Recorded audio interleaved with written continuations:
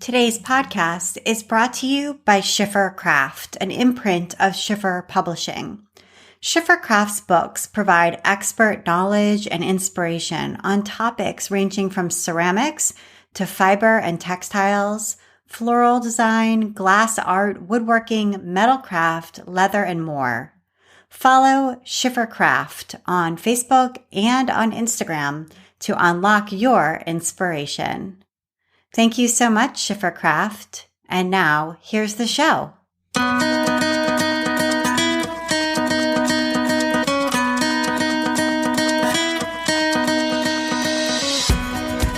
Welcome to episode 217 of the Craft Industry Alliance podcast. I'm Abby Glassenberg. Craft Industry Alliance is a community for craft professionals where you can strengthen your creative business, stay up to date on industry news, and build connections within our supportive trade association.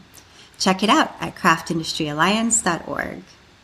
Today on the show, we're talking about opening and running a brick and mortar stationery shop with my guest, Kristina Burkey. Kristina owns Calliope, a fun and quirky stationery and gift shop in Natick, Massachusetts. Calliope started as an online shop in 2014, opened as a brick and mortar location in 2016, and just recently moved into a new and bigger location in downtown Natick, which is where we are right now.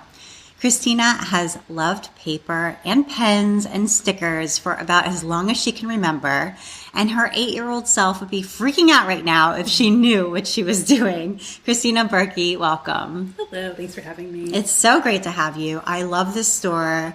I loved visiting in your old location. I've been to your new location many times already, even though you've just recently opened here.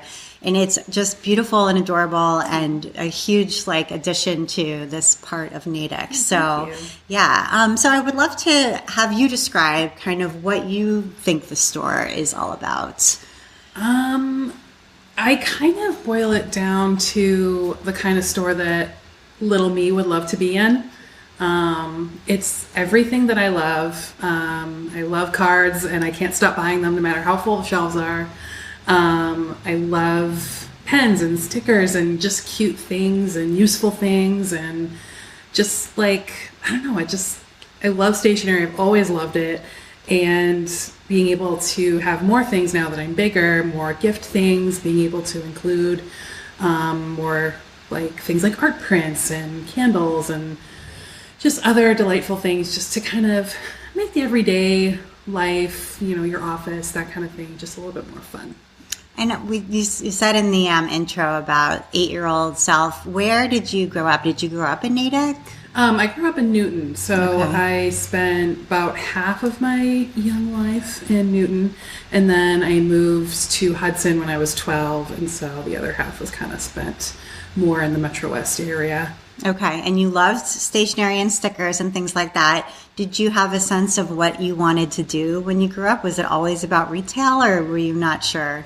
I kind of always knew that I would have a store. My mom likes to remind me of how I used to basically merchandise all my stuff. I had these big white shelves, and I bought Sanrio things. I loved Hello Kitty. I love Little Twin Stars, and I would collect little things, and I would merchandise everything. I would set it up on my shelves and just look at it and occasionally re-merch. That's amazing. Yeah, so I've always just collected things and then made it look cute on my shelves, and yeah, I kind of always just knew that I would have a store someday. Did you have some retail experience did you get a job in retail at all? Yeah. In college, I worked at a couple clothing stores, but right after college, I didn't really know what I wanted to do. You want to do this thing, I wanted to have a store. I wanted to own my own business, but you can't just go straight from college to do that. So I'm well, now what do I do? So I actually worked at the paper store, not the paper source, the paper store, which is a very big local gift chain store. I worked in the Sudbury location, which is now closed, basically right after graduation. And I worked there for a couple of years So I kind of cut my teeth, as you would say. Yeah. Yeah, it seems like perfect training. So I'm wondering, I mean, obviously that's a much different store than this one. It's big, as you said, it's a chain. It kind of usually has, correct me if I'm wrong, but kind of like mall locations or like strip mall locations. Yeah. So what did you sort of admire about that? And what parts of it were you like, this isn't really the way that I would do things? I just wondered like what that experience, what that taught you, I guess. Well, it definitely taught me how to, like, different parts of kind of how a store runs, because I was a gift manager for a long time. So I ran like Vera Bradley and, you know, all of the little knickknacks and all that kind of stuff. That was like my area for a couple of years. And then I was actually moved to the front end manager. So I, you know, managed all the little things that happen at the cashier area, like balloon orders and making sure we don't have change. And like all of the cashiers were kind of unofficially under me. So I definitely learned a lot about different parts of a store. Right. As far as like what I would do differently, I don't know. I think they just chose different things than I would choose. Right. And even now I see kind of what they sell and I'm just kind of like, you guys sell clothes and shoes? Like it's called the paper store. And it was originally called that because way back in the day when the family started it, it was a newspaper store. And they just never lost the name. I see. But they were really like a gift store. Yeah, they went from like basically Hallmark stores with other things. They had small stationery sections. The Sudbury store also had books, and then a little bit of kitchen, and then they just kind of went up and up and up, more things, more different things, jewelry, that kind of thing. So I don't know. It's just I've always stuck to what I love, which is stationery. You know, I think that candles are a desk accessory, and I like having them, but I don't go too far outside my lane, and I find that when I do, doesn't work. So, you know, kind of dabbing my toe into different areas, I find out like, okay, that's not going to work, pull back.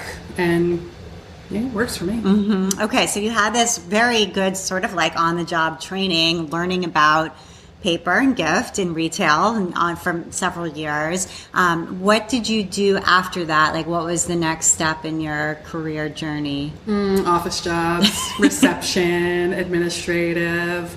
I actually really did not have a super good experience at the paper store. So my mom actually helped me get a reception job at the office she worked at. And I didn't hate it. I mean, obviously it was a job that paid the bills. It was fine. It was, you know, a regular paycheck, you know, 9 to 5. From there, I went to basically a different company that did the same kind of work and did the same kind of thing again. And I just kind of was like just bumping along, basically. Like, I started making like cards and things like 2005-ish, and started trying to like make my own stuff. And I did the South End Open Market for a long time, which is a lot of fun. Yeah, the office job kind of allowed me to start doing things. Yeah. But yeah, so kind of from there, I was just like, all right, I'm just going to ride this out until I know what I'm going to do. And when I'm ready to leave the office world, I'll know, and off I go. So what kind of cards were you making at that time? That was what you started with. So the first thing I ever did were those fill-in party invitations. Oh, yeah. Like I just made them out of like scrapbook paper and like printed out the little like, you know, what, where, when, that kind of stuff. I can't believe I made those. And like the internet had already started like taking paper invitations away as an option. You know, Evite was a thing. And so the first year was not very good. So I transitioned right away to greeting cards. And that was a lot more successful. I made just like a handful of like birthday cards, love cards, friend cards. And people were into that. So I kind of expanded on that. And you were selling these online at all, or just at the South End Open Market? I had an Etsy shop. Okay. But I didn't have like a ton of designs. I just kind of was like, just really like feeling my way through, like just trying to figure out, do I like this? Is it working? Do people like it? Like just getting feedback and just trying things. Right, seeing what it was about. And so eventually, though, you did transition to selling other people's cards at the market. So what made you make that pivot? I think because I started having the inkling that I wanted to open a store, and I couldn't open a store with just my own work, but also my heart really isn't in making cards. I had some that people really liked, but I just didn't love it, you know? Yeah. And so when my husband actually suggested, let's go to the stationery show and in New York and see what it's about. Yeah. He's like, let's just get like a pass. We'll walk the aisles, just see what we're getting ourselves into. And this was like 2007, 8, somewhere in there? This would have actually been not until like 2011. Okay, so you'd kind of been experimenting for a while. Yeah. All right, so the stationery show, that's for the trade. So you're going to go, you're going to look, and what did you think? I mean, it was overwhelming. Because back in 2011, it was big. Yes. I mean, now it's it's kind of it's a whole different. I mean, now it's just shoved in with NY Now. With New York Now, yeah, and it's not its own thing. But back then, it was thriving. Yeah. And so walking the aisles there, it was very intimidating because I knew, like, I'm introverted. I knew that I wasn't there to like buy things, and I feel like people could smell it on me. They were like, "Hi, what are you looking at?" I'm like, "Nothing." And I would just like run away. I think all of us who are introverts can actually really relate to that. It's like, don't talk to me. Yeah, I'm not going to buy anything. Don't make me feel bad. Like I don't even think I did have business cards. They were ugly because you couldn't like get in without business cards. You had to like look legit. Right. But the thing that I thought was always really funny is like I remember when Anna Riflebond and Nathan Bond were still running their own booth. It was like one double wide booth, and it was the two of them. This is Rifle Paper, yeah. Like, it was just crazy. Like, right. And I knew who she was, and I was like, I wanted to go over there and say hi, but I just too bent out of shape about going over and being like, hey. So but I remembered like taking a picture of me and like, love Rifle Paper. Like, it's like they're here. But there were a lot of people who were really nice and like talked to me and just kind of. Yeah, and you get a sense of what the whole, world is about too. Yeah. Okay, so when you came back to your booth, did you start stocking more cards and more different assortment? So that was like all kind of like almost like a moving parts in that whole like 11 to 14 area where I would make my own things, and then in I believe 13 or 14. I went back to NSS and I started buying things. Okay, so you're like, it's so helpful too to walk a show first, understand what it is, and then understand, am I ready or am I not actually ready to even be a buyer at this show? Yeah, so you came back, you were legit. Yeah. And I'm like, okay, and then I actually got a push from a friend. She was like, you should ask the market manager if he would allow you to sell other people's work. She's like, other people do it, like just ask, just see what he says, like you're selling your own cards, you're adding in work that other people have done handmade. It's still handmade, it's just you didn't do it. Just see what he says. This is at SOA Open Market. This was at the Salem Holiday Market. Okay. Way back, maybe like 11 or 12. Right, in Salem, Massachusetts. So you're basically asking, like, the other artists in this market are selling their own work only, their own jewelry or whatever it is, but can I sell an assortment that I curate of other makers' cards and things like that? Yeah. Okay, and what'd he say? And he thought it was great. He's like, sure, go right ahead. And, he was totally open to it. I'm like, awesome. So, I went back to the stationery show, like, whatever the next spring was. And I picked up a couple of brands. I did the South End Market with, maybe 40% my cards and the other 60 other people. And then I opened an online shop, which started as Crumple and Toss, which some people might remember. Okay. And that was in 2014. I opened my first like online stationery store. And people could find me in town at the South End Market. And then go online and order more, or reorder. They liked it. They want to find you. They can go back. So it kind of grew from there. Right. Okay. Yeah, that's interesting. And crumple and toss. I like that. Where did that come from? Just the idea of throwing away paper. I mean, I think I thought of it was like based around like new ideas. You scribble something down, and you're like, I don't know about that. You crumple it up, throw it away. Let me try something else. And that was kind of what I did a lot. Just kind of tried things. Oh, that doesn't work, and then toss it to the side. And I think I feel like back then, and other people have pointed this out, that like in like the heyday of blogs, that two things with an ampersand in the middle was like the thing. So true. Yeah, it was. It was a naming convention. Yeah, like sugar and cloth is one I can remember that I used to read all the time. Flax and twine. Yeah, two things with an and was like the thing to name your blog or absolutely. name your whatever. Yeah. So I was like, I want to do that, and so I carried that for a long time. That was probably one of my. What was the e-commerce platform that you were using? I think at the time I was using WordPress. Okay. My husband is an IT professional. So he was helpful. Super helpful. Okay. So he built my WordPress site. All right. And then I think almost as soon as Shopify became a thing, we moved to Shopify. Yeah, because it's better. Yeah. And at the time, it was the only thing that would integrate an online and an in-person inventory. Yeah. Right. Absolutely. Not sponsored. Right. But true. Okay. So at some point, though, I feel like you had the opportunity to do like a pop-up somewhere, and that kind of gave you the taste, like, I actually need a store. So tell us about that experience. So the same friend who pushed me to ask the market manager, she's a good friend. She is. She's like, I tell her every so often, I'm like, there's a big part of this that is because you pushed me. And she's like, no. I'm like, no, really. So she did, there was like a pop-up space next to Clover in Cambridge, right on Cambridge Street.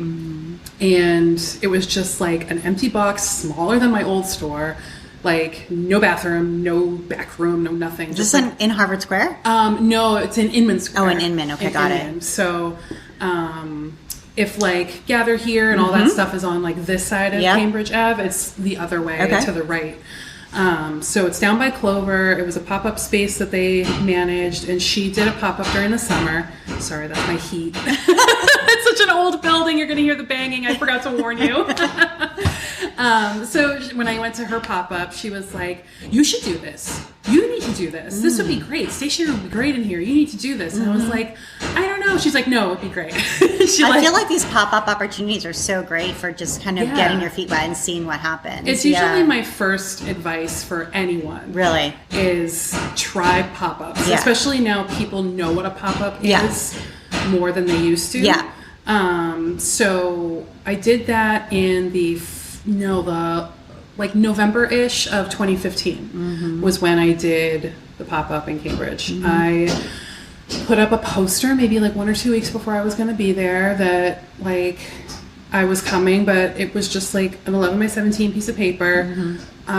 Social media wasn't what it was now. So like I advertised that I was going to be doing a pop-up. I took a week off from my office job. That was my vacation. Love it. And I rolled in there with a U-Haul and put up like floating pegboards like those like on the wall. And I set up a little card shop, and I was there for only a week, and I made $1,000. Like no one knew I was going to be there. Right. People just from like the few people who walked by and the little bit of advertising I could do on social. And it was good. I mean, I wasn't even within range of holiday, really. Yeah. And I did really well. And that gave me kind of everything I needed to be like, I'm doing this. Yeah. Like you got a sense of what it would be like. Yeah. You're in there every day working your store. Yeah. So, that's great. Yeah. So that was in Cambridge, but we're here in Natick, which is not super close by. So how did you decide on Natick as your location? That's funny. I just always loved it here. I've never lived here. I've never really spent time here. I just knew I wanted to be in Natick. Interesting. I think it's a great little town. The downtown is like very classic New England. The buildings are very old, and we have this cute little common with a gazebo, and it's very like almost like Dennis the Menace. Like the fire station is here, and the library's here, and the police station's there, and the coffee shop is over here, and it's a lot of locally owned businesses too. There's can't even think if there's really any chain stores. No. Not even a CVS over here. No, which is kind of a bummer. We used to have a locally owned pharmacy, but I think the owners were they were on the older side, and I think they were just like, this is just too much, and it's a big space. So we did lose kind of a small like drugstore. But I mean, besides the banks, the only thing that's a chain is a Dunkies, and it's like way over there. Yeah, and it wouldn't be classic New England without a Dunkies, so that counts. I want to take a moment now to talk about our sponsor, Schiffer Craft. Schiffer Craft is currently celebrating their second year as an independent imprint of Schiffer Publishing, who has been a leading publisher in the craft industry for 5 decades.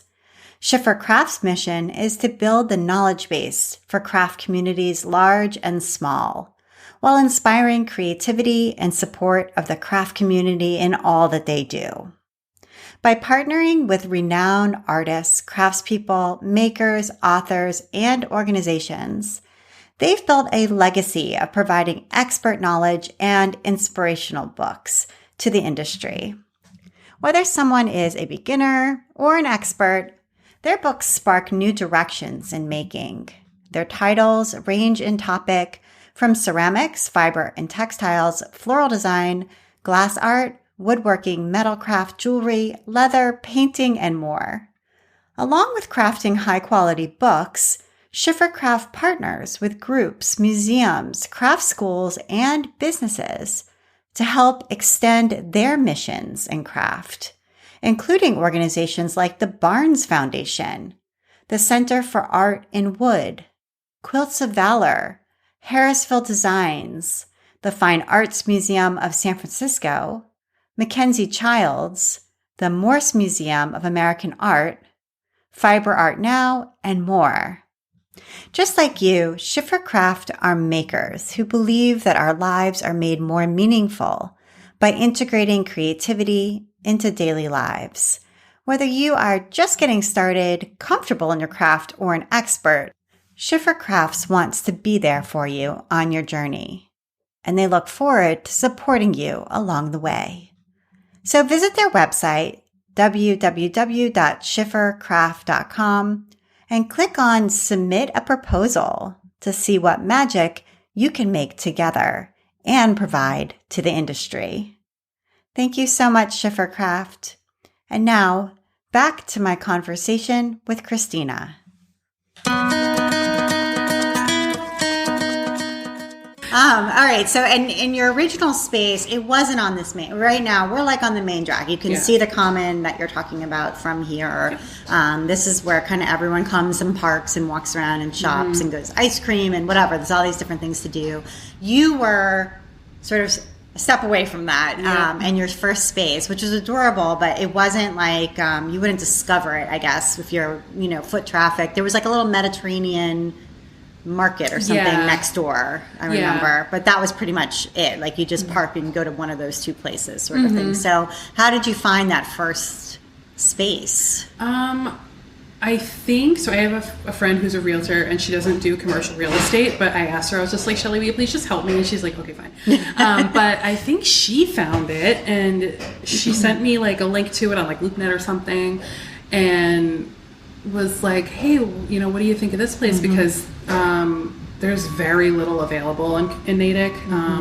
Everything's either really, really big, really, really small, or there's just nothing. Like, it's pretty desirable, but also everybody's really long standing here, which is nice. Yeah, it's true. If you think about it, the turnover is not so... Yeah, it's not. So there wasn't anything available. However, this little corner spot was... It was small, it was really rough, but I mean, it was really all I needed to get going. Something small. I sell small things. Right. Like, I'm not selling rugs or vases, I don't need. Do you remember how many square feet that space was? Top and bottom, About 500. Okay. So retail space was about 250. 250, yeah. Yeah. So people It was get a a sense. closet. It's like a little postage stamp of a store. Yes. And how did you come up with the name Calliope? So Calliope is my grandmother's name. Oh, I love that. So even though I've never been to Greece and I don't know any of my relatives, I identify very heavily with my Greek side. And so my grandmother, who I'm a lot like her, even though I never met her. Her name was Calliope. And so that's my middle name as well. Oh, so, I love that. Actually, one of my brands called Ramona and Ruth changed their name from Paper Lovely to Ramona and Ruth, and they sent out a little postcard and they said, "This is why we're changing our name. This is named after our grandmothers." And I was like, "Oh my God!" And I just started like getting a little verklempt. And so I said to my husband, I was like, "I'm going to change the store name." And he's like, "Oh my God," because I change my name like all the time. So it was like 2 weeks before I was going to open. Oh my gosh! Change the name. Wow! I had Crumple and Toss written on the windows. Oh my God! And I changed my store name before, like. Are you glad you did that? Oh my God, yes. It's been like, good. I've never wanted to change it back. I've never thought like, This is the name? This is it. Yeah. Like, and I just love that it's my name. Right. You know, like, it's just crazy. Like, I said this in my newsletter a couple weeks ago that people say my name in their house, you know? It's crazy, you know, to think about, like, I'm a household name. So true. Around here anyway. And how did you decide you're wearing pink, you have pink hair, and there's this sort of bubblegum pink and yellow that kind of run through all your branding and your sort of visual look. So how did you decide on the colors for that? Is just your favorite colors? I mean, I just always loved pink. Yeah. I dyed my hair pink probably the week after I quit my office job. It was half pink by then, and I kind of like tucked it away. But then as soon as I left, I went out and dyed my hair. Like, this is all I've ever wanted. I just love it. And also the pairing of yellow and pink, I never like realized it until maybe later, but it's the two colors of a pencil. Oh yeah. So it's the eraser and the pencil. Yeah. Oh my gosh, I didn't realize that either. So, okay, so you were in that space for a while, and there was like an accident that happened, and I'm sure that was scary and also pretty devastating. So tell us about what happened. So I opened in June of 2016, and this happened in March of 2017. So I had only been open for 10 months. Yeah. I was out with my mom and my best friend and her mom. So luckily I had extra moms on hand when I got a phone call from my landlord saying that someone ran into the gift store. That's what he said to me. I'm like, what? And like we were in like Providence. We had gone out to like fun times. And so we're all the way in Providence, and I got this phone call, and I was like, well, what do you mean? And he's like, well, someone crashed into the store. And I was like, oh my God, like I didn't know what to do. I shut down. I'm a panicker. So I was like, okay, well, I'll have my husband come over with the key. And he goes, I love this. Oh, you're not going to need a key. Nice, right? Like half the store is missing. Right. Like you can just walk right on in through like, the glass. He's such a bum. So wow. So yeah, so I told everyone like, what the phone call was about, and they were like, oh my God, we have to turn right around and go home. And so it took so long to get home, I kind of partially forgot what we were going to, because we were just like chatting in the car, and like nothing had really sunk in. And then right, because you hadn't seen it yet. Yeah, so like we turn onto 135 over by the Unitarian Church that's kind of on the Common, and we make the right onto North Main, and I can see emergency vehicles. I can see the emergency board up people are already there, because it happened at like, officially I think it happened at like 10 o'clock in the morning, and this was like 1 or something like that in the afternoon. So it was just someone who lost control of their car? What I found out was that sort of early on Sunday morning, so Sunday I was closed, luckily, she was waiting at a light right downtown, and when the light turned green, somebody honked at her. So she backed up into that person intentionally, then left the scene of the accident, hit the gas going up through downtown, like past my store here, up towards the little store. And she was in a little car with a donut tire on the front, and she was doing like 50 miles an hour through downtown. and she lost control and she sheared off my front window, smashed into the place next to me, spun around, hit a fire hydrant so hard that it bent the pipe underneath the street, spun around in the street and like side bumped a car that was across the street with two ladies in it, but she had slowed down enough that it was kind of just like a hard bump, not like a crash. By the time I got there, the car was gone. She had been taken to the hospital and, she was fine. I think probably just a little bit banged up. But it was just road rage. Wow. And I think what happened was there's a couple of like sewer caps and stuff right outside on the street. And I think she probably hit one and it turned her towards the store. And she didn't have tires that were appropriate either. So your store was really damaged. Just demolished. Yeah, and your inventory and everything. And there was a crowdfunding campaign and people really came out for you. Yeah, they really did. And I was like, it's always amazing to me that like, through my GoFundMe that my friends set up for me, and just like the cards that I got from my brands, all of whom I've met, a bunch of times. I'm friends with all of them. Yeah. Just these really nice like notes. I mean, I got shipments of product from people who are like, here's just something to get you these back. These are small makers themselves. Yeah. And so they relate to what could happen to a small business that could really do you in. Yeah. And I always say paper people are the best people. and I always say that stationery is a business of kindness. Oh, that's true. That's so nice. Well, I'm glad that you were able to rebuild. Your community came out for you, which really also speaks to you and your character too. The Native community really got behind me. The paper community did. There was someone who offered me part of her studio space to be a pop-up until the store was finished. Like, it was really, really great. I wouldn't have been able to be where I am today without like the support of Natick and they galvanized around you. Yeah, that's great. Yeah. Okay, so you reopened, you were there, but like we said, you were off the beaten path, and then of course the pandemic hit. Ugh. And I remember following your Facebook updates and things. And so how did you survive during that period of time? Was it e-commerce or what did you do? So that was really scary. Like I had I had like a decent enough online business, but I didn't realize like how much bigger it could be until the pandemic hit.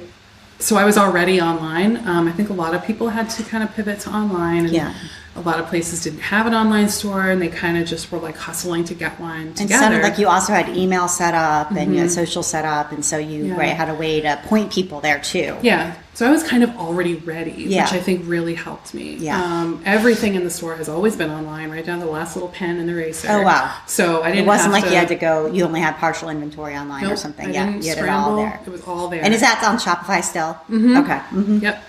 So, I mean, I closed the store pretty much when everybody else did, like that second or third week of March. And I, pulled myself away in my little store and I shipped. So you came in here and just made, or into the old space and just made it basically into a shipping center, a warehouse. It was funny, like I had so few orders before that I had the table where I used to do shipping in the basement, and it got to be a point where I'm like, this is ridiculous, and I moved it all upstairs. Right, just stick in the middle of the store. Exactly, I ship from here, which I saw a lot of people do. I remember like Fancy Tiger Crafts out in Denver, like they just had ship in the middle of the store. It was like a warehouse. Exactly. So I think a lot of people did that. And that's great. So you saw the potential of e-commerce. Maybe that was a good thing. I mean, that piece of it. And everything I sell is flat and little and easy to ship. It can add up, but it's very easy to ship. I started doing care packages. They were kind of like a personal shopping thing. Like, I would do a care package for someone. They were like, oh, she really likes cats in the color, purple or whatever. And I would kind of like scoop up a bunch of things. They would tell me how much money they want to spend. And I would take a picture and I'm like, how's this? And they'd be like, oh, this is great. Send it, like, bill me for an invoice, send it to her. This will be great. And like Shopify made that really easy for me to send that person an invoice. And then they could put in the address of the person they wanted to send it to. I would write, little things and cards for people. And so the care packages people really liked. People stuck at home and they had to move their office home. And there was a lot of people hurting and in need of a care package. So it was a good time for that. People really liked that. And like just being able to send cards, you couldn't, Zoom wasn't like as a thing as it was like in the beginning. So it was like, well, what can I do? I can send a letter. I feel like snail mail had a kind of uptick as well. Just people getting letters and cards and real things from other people. Yeah. Even once Zoom happened and, still wanting to get something tangible. So, right. All right. So you made it through. Yep. You were well set up for it. And then afterward, sort of as we came out of the pandemic, you got this new space. So how did that happen? And this used to be a consignment store. I remember coming in here previously. And as you said, there's very little turnover. Was it a risk to take on? It's a big space and we're in the back part of the store right now. And, I don't know how big it is, but it's big. This is about 5 times the size of my little store. Right. At least. So what happened there? What was the thought process? So I had grown out of my little space already, but there wasn't anything when I re-signed my lease. So I was like, all right, well, I guess I'm stuck in here again. And then, I just was hoping something would come up when my lease was up again. And so, there really wasn't anything. And then all of a sudden in October of last year, I had a couple people in town kind of tell me like, hey, I heard that, there's a business on the Debson block, which is what this is called, because of the paint store. The man who owns Debson, he owns this building. The Debson block is going to be opening up. And some people said they didn't know who was moving. And some people said, I know, but I can't say yet. And I was like, okay. And they were all like, just go talk to Ben, which is the guy next door. And they were like, just go talk to him. I'm like, okay, first of all, that's terrifying. Second of all, I don't know who that is. They're like, just go talk to him. Just go talk to him. I'm like, okay. And so I like go over to the paint store and I'm like, hi. And I was like, are you Ben here? Yeah. And he was like, oh yeah, I'm Ben. What's up? How are you? Blah, blah. And I introduced myself and I said, I heard that there's a space opening up on this block. And he's like, oh, really? Like he didn't give me anything. And so it was just kind of like a word of mouth, which I feel like is a lot of how these kind of downtown changeovers happen, especially since a lot of these buildings aren't corporate owned. Some of them are. They're all owned by like one guy or like one family. And they're almost never like for lease. Like you hear it through the grapevine and before it can even be advertised, it's going to be gone. Right. So I went over and I was like, here's who I am. This is what I do. I own a little store up the street. I've been dying to move. I need more space. And he was very unsure about me because how I describe my store is I sell cards and pens and pencils and notebooks. And he was like, well, this is a lot of rent. It's a big space. Da, da, da, da, da. And I'm just like, I know, but don't worry about it. I'm good. And I think it took him a while to like, believe in me or like think that I'd be able to cover the rent. Like he just was like, well, I don't know about that. And so, he kind of had me like go back and forth a little bit like, oh, well, why don't you go over there and look at it more? Why don't you go ask the ladies at Lemon Tree if you can see the basement. Like, why don't you just go and look, kind of like, are you sure? Make sure you're sure. And like, so I did all the things, I jumped through all the hoops and I went back over and I said to him, I was like, I want it. I'll take it. And he's like, okay, well, let me just, let me check with Five Crows or another gift shop down there. Make sure that another gift shop is going to be okay with it. What about with Paper Fiesta? Because so I've actually been in Natick for about 6 years, and she moved in about 3 years after me.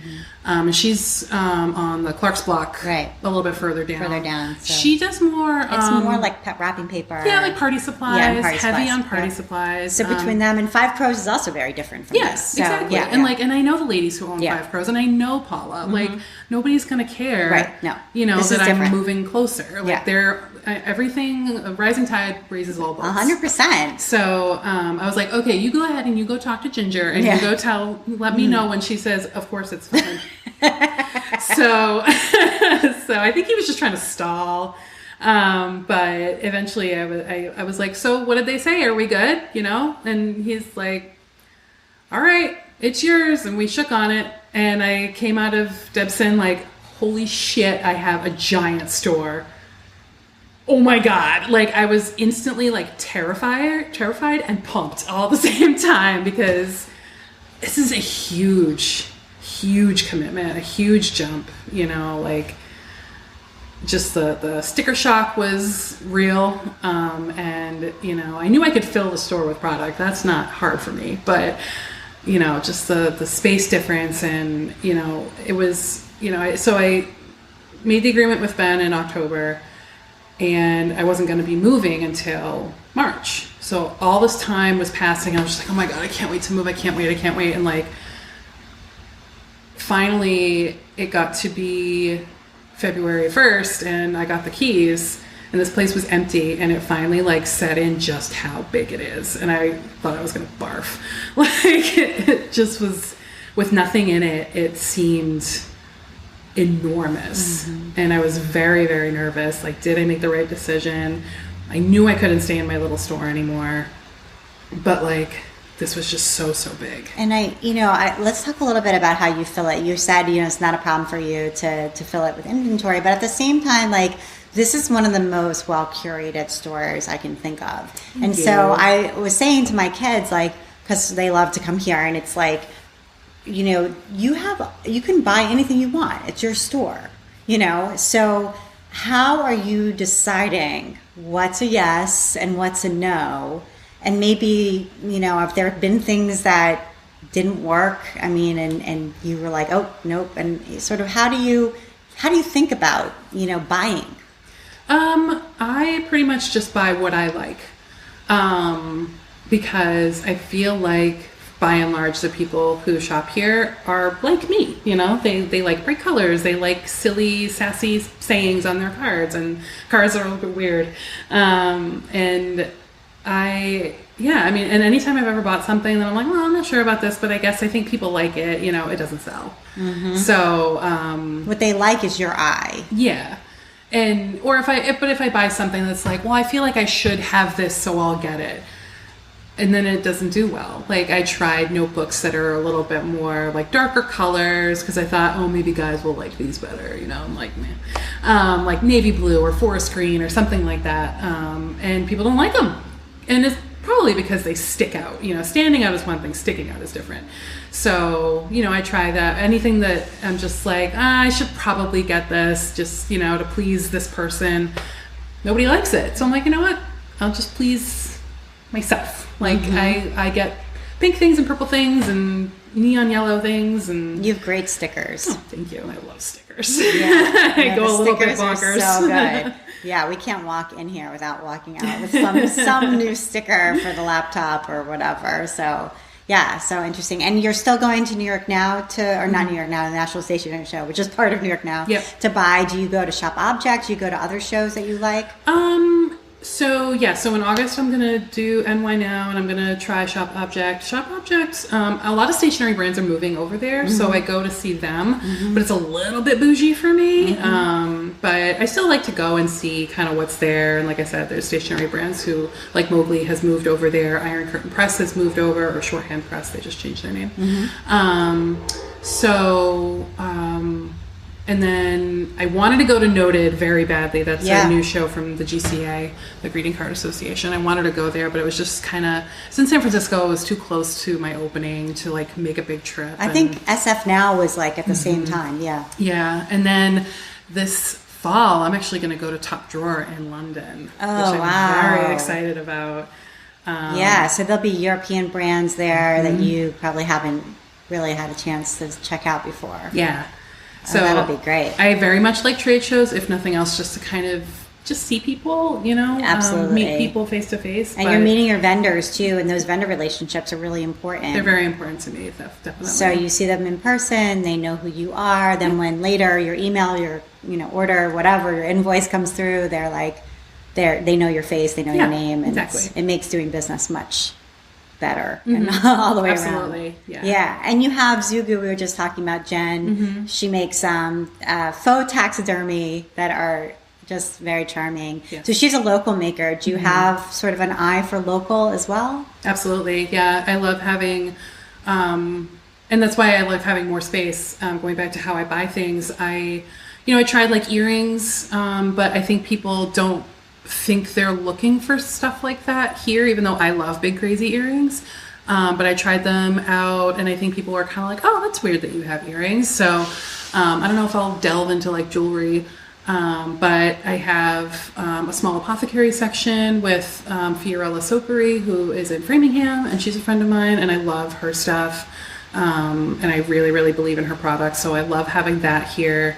I have ceramics from Tiny Arms in Lowell, and I have one of her mugs that I bought. I want to say Bazaar maybe. Oh my God, Bazaar! And anyway, it's my favorite mug of all time. She's so good. And she did some like special patterns for me. She did like little snails, and she did little pencils, which are long gone. I need to get more pencil patterns from her.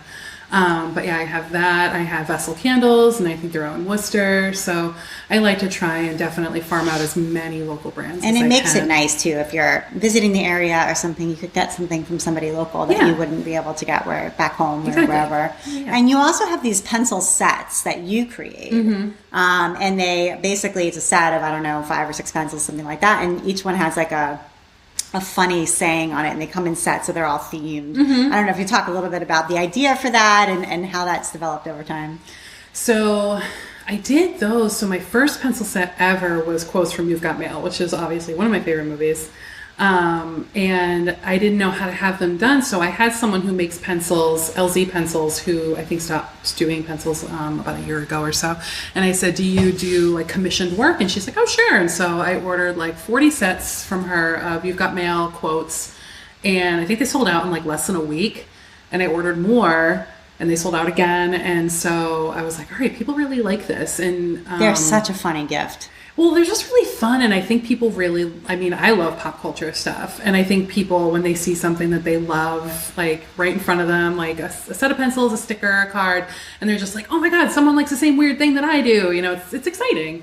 And so, again, my husband was like, you should really be making those yourself. You make a lot more money if you made them yourself, and if you can mass produce them with a machine, a foil stamper. You should do this. Da, da, da, da. And I'm like, no, because like I don't want to learn how to use a new thing. And he's like, no. He's like, I'll find it for you. Da, da, da, da. I'm like, fine. And like he just like loves learning how to use like machines and stuff. So I think part of it was like I want to get a foil stamper. And so that was actually my first Kickstarter. I did a Kickstarter for my foil stamper, which is a heavy beast, downstairs in my office, and so I successfully funded the Kickstarter for the foil stamper and pencil blanks, and I started doing like pop culture sets. So I have Office, Friends, Schitt's Creek, and Ted Lasso is relatively new, and those are my most popular sets. So I just kind of farm out funny quotes from the show, like iconic quotes, and I put them on pencils, and people love them. They're awesome. I used to be a 6th grade teacher in Newton, and I had pencils made after a long time of kids borrowing my pencils and then never returning them, and I would go through so many pencils. I had these black pencils made that said, please return to me to Mrs. Glassenberg. And people would find them all over the school and come back to my room and like knock on the door and be like, I have your pencil. That's amazing. So they're great. I love custom pencils. So I think that's awesome. Yeah, I think one of my most popular of the singles is I Want This Back. Right. Exactly. Same concept, right? Yeah, like return me. So yeah, that's awesome. So any tips for successful crowdfunding? Because I know that's something a lot of our listeners either want to do or intend to do at some point. It sounds like you've gone through crowdfunding more than once in different circumstances.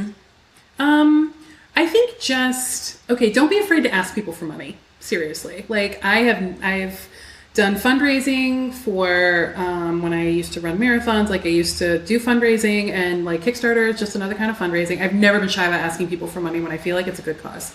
I did the fundraising for Dana-Farber Cancer Institute. So I was like, hello, this is a really good cause. Right. Give me your money. And then for Kickstarters, it's like, if you're excited about it, people will be excited about it. And people want to help you. They do. Ask for help. They want to help you. And I would just say, just be excited about it. Push it on your social. Maybe come up with images for your rewards to get people excited. I didn't have anything pre-made. I had to make everything for the rewards, but I tried to like describe them as best I could, or I did like a drawing of something just to like get people excited about your rewards if it doesn't exist yet.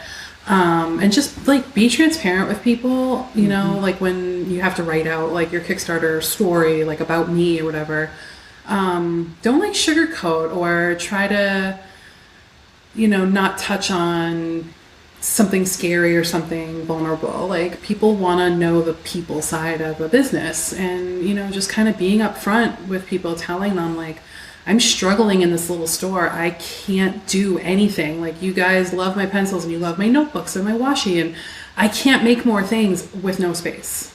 Like, I have a wholesale business also for all the stuff that I make, and I can't make anything. You guys like my stuff. I can't make anything else. I'm dying in here. Right. And, people see that and they appreciate it. Right. And, don't say like, oh, everything's fine, I could just use a little help. Like, no, I am dying in here. So be real. Just be transparent with people, be excited about what you're doing, and people feed off of other people's excitement about something. Right. People buy your joy. Yeah, so, exactly. Yeah. And, I had a lot of people tell me that they were buying me and not the things. Like, I had a lot of pledges for no reward. They didn't want anything. They just wanted to help me. And so... Yeah, the human connection exactly. is really important. Yeah, just be human with people. Yeah, that's great. I want to make sure we get to your recommendations, because you've got a couple good ones on here. So you said that you've been drawing recently on your iPad. Are you using Procreate? Yes. Or Yes. I love Procreate. It just makes it easier. I really like to draw, and I could never really make anything like a sticker or a notebook or anything like that with drawing on paper. I don't know anything about Illustrator. And it was just really, really intimidating and hard. And another thing, my husband was like, you should get an iPad. You should draw more. Get an iPad and draw on your iPad. Then you can make things. I'm like, I don't want to do that. But he was right again, which is really annoying. And now I have so much fun, like, drawing things on Procreate. It's like, you don't have to erase a pencil or mess up in pen and ink. It's easy to go back on something and change colors and stuff. Just makes it really easy. Yeah. I really love it. Yeah, that's great. And you've also been doing some art journaling with stickers and with washi.